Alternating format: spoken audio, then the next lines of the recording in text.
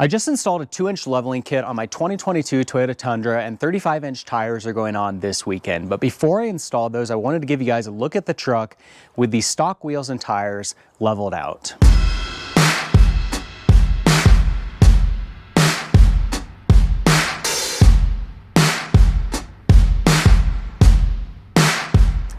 Now, there will definitely be some nice suspension upgrades available soon for the 2022 Tundra, but they're not here yet. Because it's an all-new truck and the suspension being revised from the second generation model, there's not a whole lot available just yet. I'm sure most of the manufacturers are in a mad rush to get something to market, and I think we'll be seeing some of that really soon.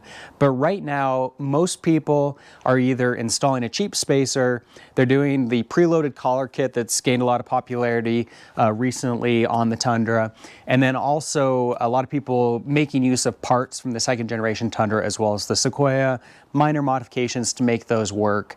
And they're all okay options.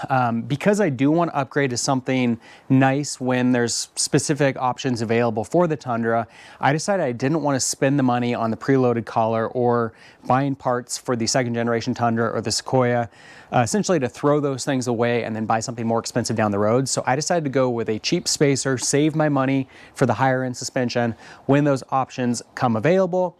And so what we've got here is a 2-inch spacer off of Amazon. I paid $45 for it, and I know I'm going to get a lot of hate comments down below for, sticking a $45 hockey puck into the suspension of my $60,000 truck.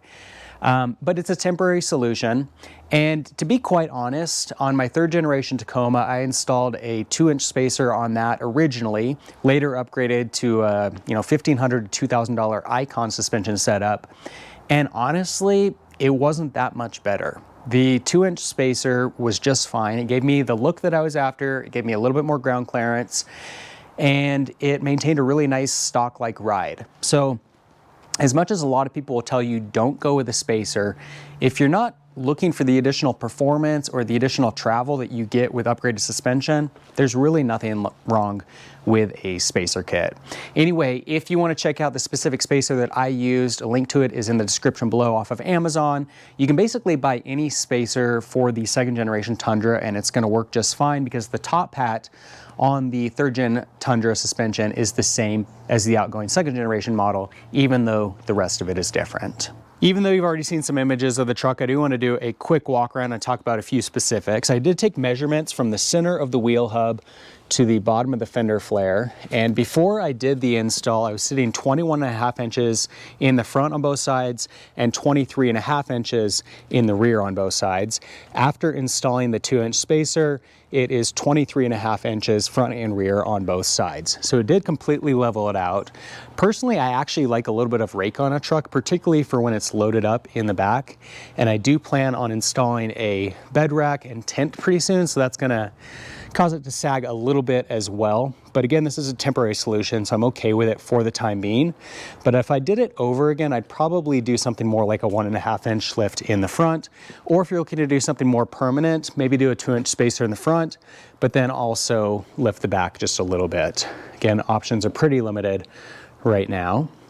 Now, depending on how it's parked or where it's parked, it does vary in terms of results a little bit. I feel like from this side of the truck, it looks pretty good, front and rear. I'm pretty happy with those proportions. Because my driveway isn't perfectly level, when we go over to the driver's side, it does appear that the front is sitting higher than the rear. So I'm not thrilled about that look. Again, it does vary. And I think that once I get those 35-inch tires installed, it is going to hide that effect a little bit. It's very noticeable right now because there's such a gap between the tires and the fender flares. So there you have it. That's a look at the third generation Tundra sitting level on a stock set of wheels and tires. My next upload is going to be the how-to process for installing the 2-inch front spacer.